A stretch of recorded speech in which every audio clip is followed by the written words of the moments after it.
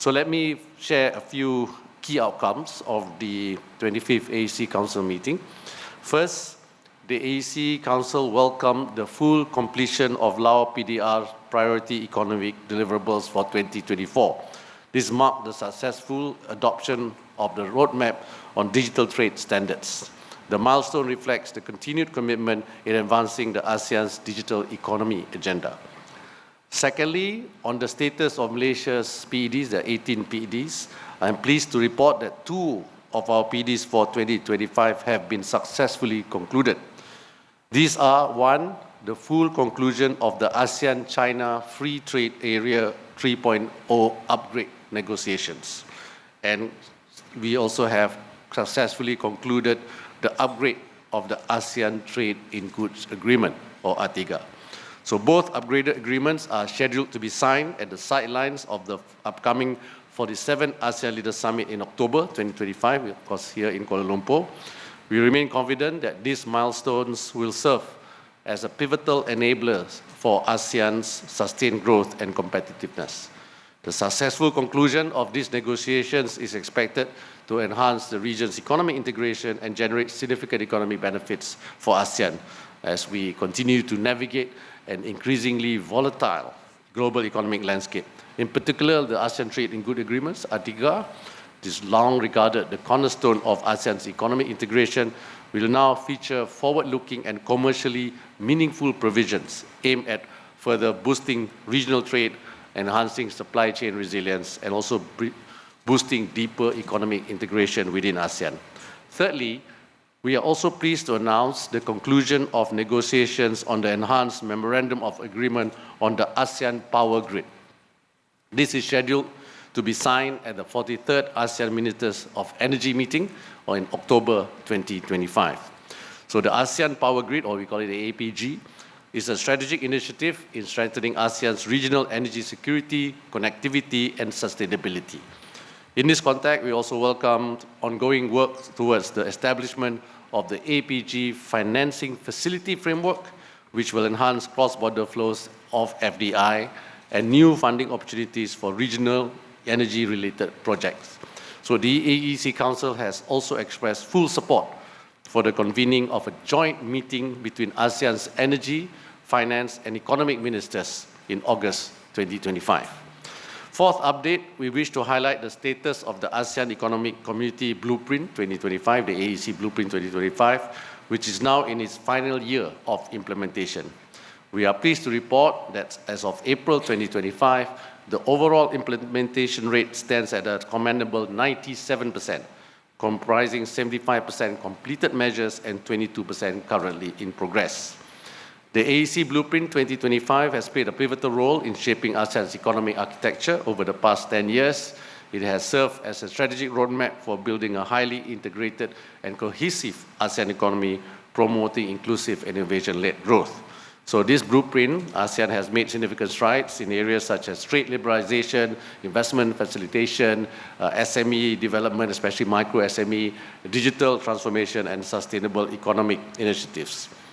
So this implementation rate, when I mentioned 97%, not only demonstrate our collective commitment for economic integration, but also reinforce ASEAN's ability to respond to global uncertainties in a cool, calm, and calculated manner.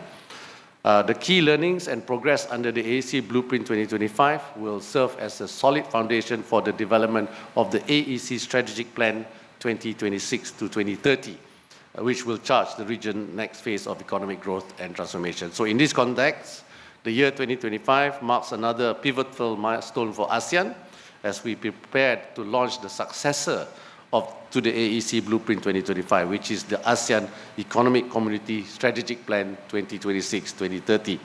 So this forward-looking document will be launched as part of the compendium with the overarching ASEAN Community Vision 2045, ACV 2045, and the 46th ASEAN Summit. Tomorrow, we will witness the signing of the Kuala Lumpur Declaration. The AEC Council reaffirms support and commitment to the effective implementation of the AEC Strategic Plan, which will guide ASEAN post-2025 economic integration agenda. And the AEC Council also look forward to the regional socialization of the AEC strategic plan. This will be held on the 12th of June, so all of you invited. This will serve as a key multi-stakeholder platform to socialize and share the economic benefits of the AEC strategic plan. AEC Council also discussed and reaffirmed support to facilitating and accelerating Timor-Leste's accession to the required ASEAN's economic agreements as outlined in the roadmap adopted by leaders in 2023. As Chair, Malaysia expressed that Timor-Leste accession is a priority for our chairmanship in 2025. We shared our strong view that Timor-Leste's entry as ASEAN 11th member state will further strengthen our regional economic growth and potential.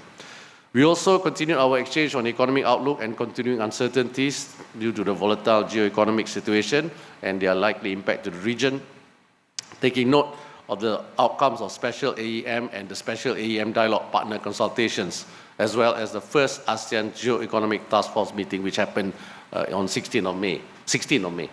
The Council acknowledged the need for collective action to respond and address the disruptive global trade policies.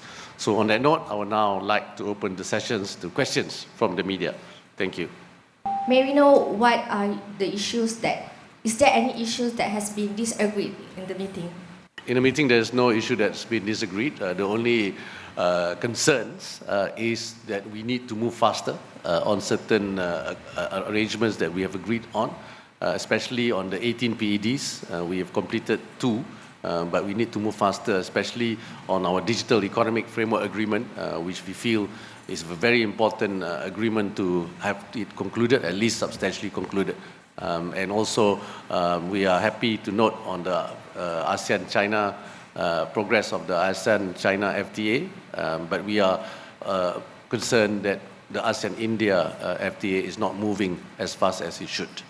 Well, you mentioned that you had a discussion about Trump tariff, and how can you summarize the direction of the discussion concerning the Trump tariff, now that you have reached a conclusion about Atiga and as well as expanded Asean-China FTA? Thank you. So on the conclusion, as I mentioned, we've concluded the discussion on the Asean-China FTA and also the Atiga, and this will be signed during the meeting in October, the leaders' meeting in October. The discussion on Trump, there are many areas that we covered, which are quite important as well. And when we looked at the issues and the challenges faced by the global economies, we also looked what are the challenges faced by the ASEAN economies. So we all agreed, and we have already had many meetings on this. The first meeting was a meeting that we did on the 10th of April, where we came out with a joint statement. And subsequently, we had meetings with 3 other dialogue partners. We had meetings last Tuesday, we had meetings with India, with China, with Japan, and as well as Australia and New Zealand. And today we reiterated our positions, and we discussed that it's important that we continue to stand behind the principles of multilateralism, where we believe in the rule-based multilateral global trading order with WTO at its core. We also discussed about the importance that we continue to have a dialogue with the United States, especially when it comes to engaging the current Trump administration, and do not engage or do not have a policy of retaliation. So we don't plan to have any measures that will represent a retaliation to what has been introduced. And thirdly, we continue to engage our dialogue partners. ASEAN as a bloc is looking at engaging other economic blocs and other +1.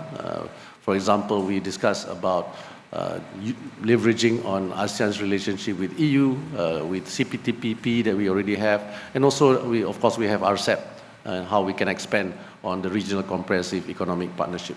And finally, we also discussed about how ASEAN can also improve the trade within ASEAN member states. There's the level today of trade within ASEAN member states around 23%, so there's a lot of room for improvement. When we look at other economic blocs, they trade with each other internally more than what ASEAN is doing today. My question is, do you see bilateral negotiations between specific ASEAN countries and the United States as a possible stumbling block to a united position by ASEAN itself?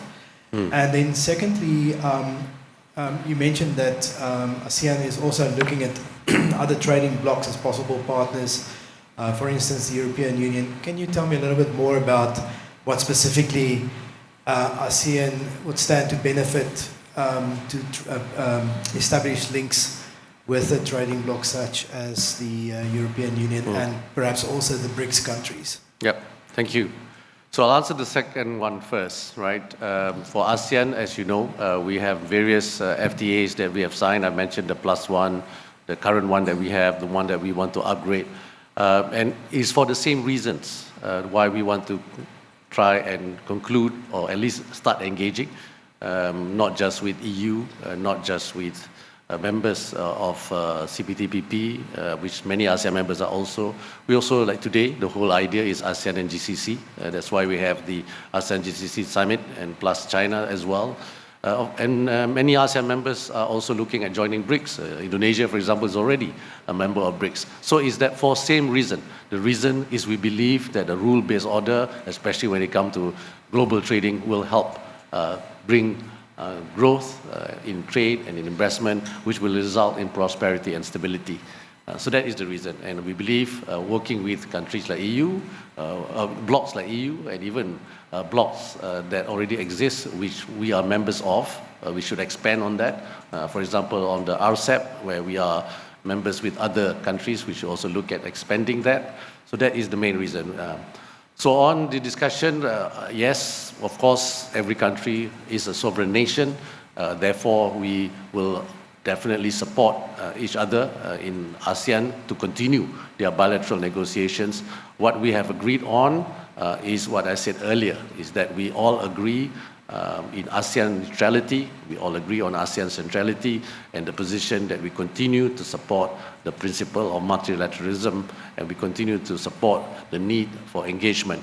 And every country will have its position vis-a-vis United States, and we welcome the engagement that's been done bilaterally by countries of ASEAN, the ASEAN member states. But it is important that in all these meetings, we also reiterate the ASEAN's position when it comes to those factors I mentioned earlier. Thank you.